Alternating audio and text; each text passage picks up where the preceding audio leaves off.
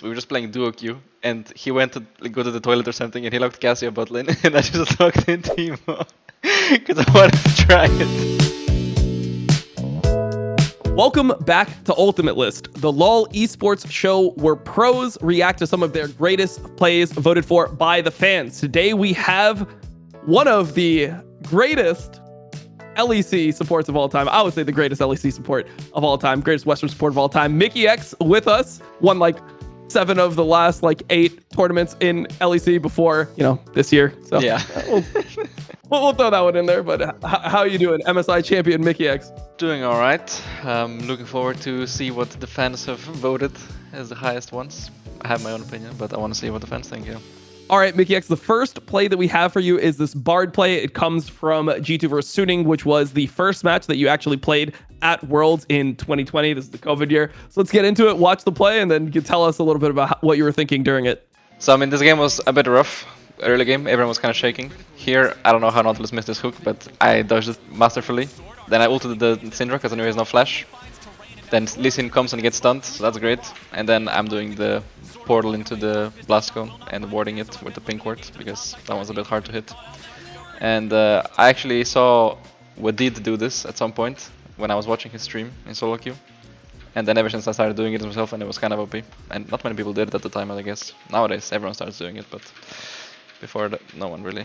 Yeah, I really like this play because I feel like when you play Bard, you just have to try to find value doing creative things like this. I feel like the champion is all about what type of angles you can see or how you can find different ways to outplay in the situation, and this is one of them. So this to me was really impressive because of the stakes. You go to Worlds and this is either day 1 or day 2. One of the first games of Worlds, and you're always looking for hype things like this, and it's obviously a huge match because this is the year after you guys went to finals. So people were expecting big things from G2. I used to have hope. I just remember I used to go into this yeah, G2 will probably win. They'll probably beat this LPL team. Yep. It was nice to just remember what it used to be before it became what it is now. Yeah, it's a good nostalgia. Yeah, it's some good nostalgia.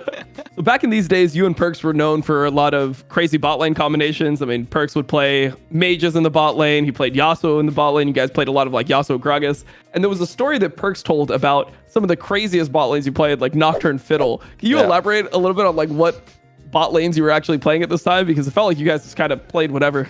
Yeah, we were experimenting quite a bit. I remember the Nocturne Fiddle because we played it against Double Lift and Cordia J, I think. I'm not sure if they were TL at the time, or if they were. I think they were TL, yeah. And Fiddle Nocturne had this thing where Nocturne would run really fast towards people that are feared, so it worked Fiddle as well. Yep. And they played Zyra Rakan, and Fiddle is quite good to Zyra Rakan as well by himself. So I think they got 2v2 killed a few times. We still lost the game, but it was very fun. So I remember then after Double Lift asked Perkz in a DM if it's actually OP this bot lane, and we were just completely for funning because I think we were kind of stomping these teams, so we're kind of just playing for fun, I guess, or trying some weird picks because I had a lot of interesting ideas as well. I remember I wanted to play Cassio Teemo at some point in 2020, and then I remember I just locked in Teemo once, and then Perkz got mega triggered because he has a Teemo support. He still brings it up sometimes. Because that was one of our big arguments was because of Teemo support. Why did it not work out? Was he misplaying? You're poisoning them. The combo for people that don't know is Teemo applies poison and then Cassio's E works off any poisons, not just Cassio Q. So you were just trying to auto them at level 1, what has really strong level 1 all in. He starts E, you start E, and then you just auto them down, or what was the problem? Why did you guys lose? That was the theory, but the problem was that I didn't even make it to scrims. We were just playing duo queue, and he went to go to the toilet or something, and he locked Cassia bot lane, and I just locked in Teemo because I wanted to try it. And then he was mega triggered, so we were arguing about it, why are you locking in Teemo when I'm going somewhere? Because of course he wants me to play Nautilus or something with Cassio, it's a good combo. I wanted to play Teemo. So yeah, I didn't really make it to scrims. The next play that we have for you is your Rel play. This comes from 2021. This is a regular season match in the Spring Split. This was obviously an interesting time for you over on G2. So let's roll the play and get into it. Tell us what you were thinking. So as you can see here, it's the old Rel, which I really liked. He has the E-tether, and here I'm just waiting. But then I see Yon is on the flank, so I kind of need to go in, and they all grouped up, and no one pressed their buttons. So yeah, then Syndra was also on the flank, so they got aced. That was nice. I think they got aced at least. I guess Yon got out. But yeah, just a random rel moment when an enemy team just decides to group up. I mean, when I was watching this play, the first thing that like triggered me before I even started watching this is Bwipo was playing Yone. Like I don't remember Bwipo ever playing Yone. I can't imagine Bwipo playing Yone into Gragas and you guys ever losing. You know, like it just doesn't seem like it's possible. I mean, it was supposed to be a Gragas counter. That's all I know. That Yone was supposed to be good into Gragas top lane. So I guess that's why I picked it. I think he was one of the first people to play it in competitive. But yeah, there was some reasoning behind it. That's Gragas can't lane, which I kind of see it. You know, as a Gragas player, it sounds hard to play against Yone. The champ is a bit too OP. But yeah, Bwipo on Yone doesn't seem like something he would play. But I guess back then he was looking to explore a bit more. Now he's just playing some tanks. Oh man, he's still exploring. Don't worry. What did he play? Singed. He played Singed yesterday. Yeah, it's a tank. So this guy is. I mean, okay, it's a very loose definition of a tank. No, Singed is mega OP. I'll let it slide.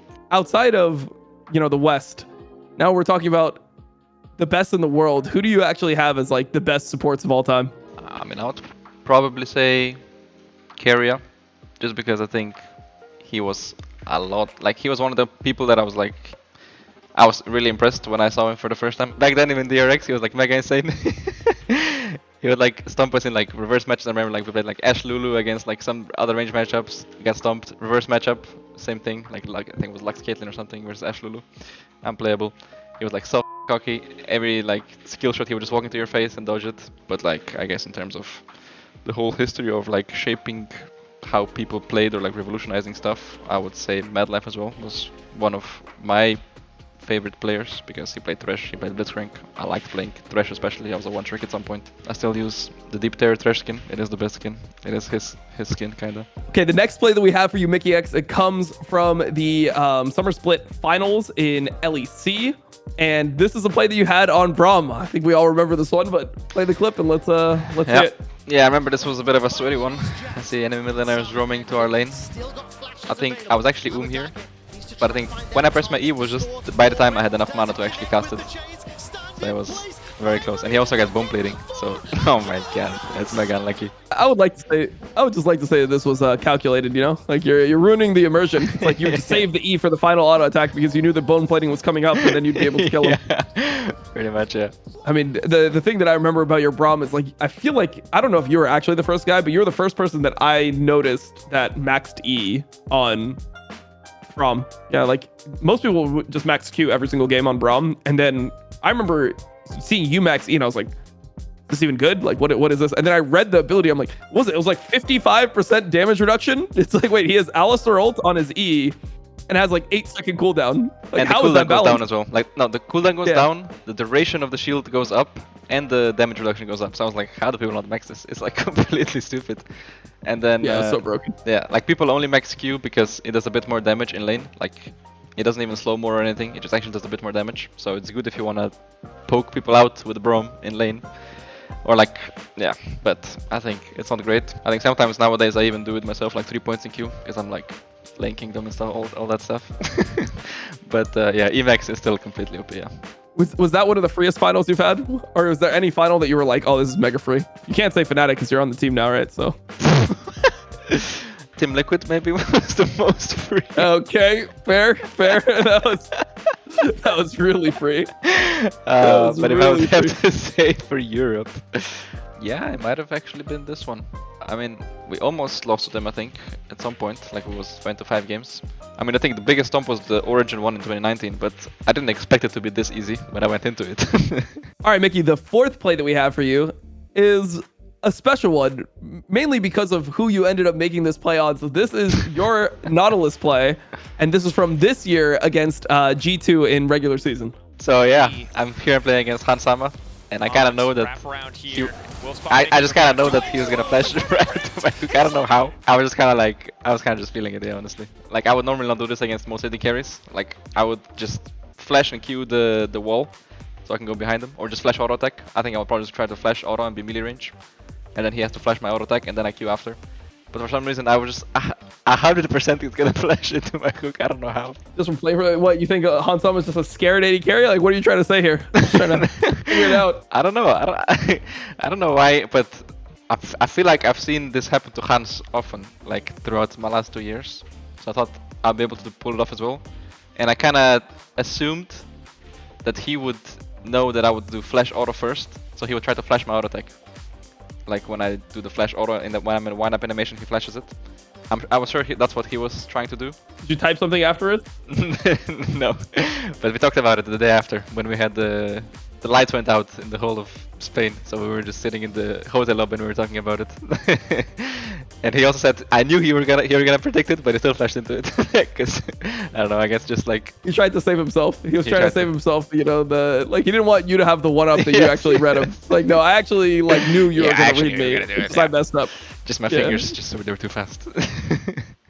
Okay, Mickey, the last play that we have for you today is from your spring split in LEC 2021. This is when you're playing with Reckless. And this was a combo that you guys kind of invented. The Sion-Senna, maybe you didn't invent it, but it was the first time that I remember seeing it on stage. You guys definitely popularized it a lot. So let's see the combo and get into the play. Yeah, so here you see I'm spamming an emote. I don't usually do that, but I don't know why I was spamming emotes here. And here, Neon, I think he fell for it the second time. This time, like, I think I did the same combo in lane at some point, but I think he just didn't learn that when Senna W's a minion randomly, it's gonna get pushed into him.